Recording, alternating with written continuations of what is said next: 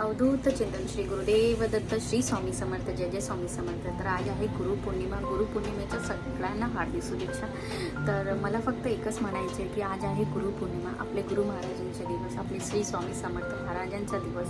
तर जेवढं होईल तेवढं आपली गुरुची सेवा करा, कारण स्वामी म्हणतात तू एकदा माझी सेवा करून तर बघ, तुझ्या आयुष्य काय नसीबसुद्धा बदलून टाकेल.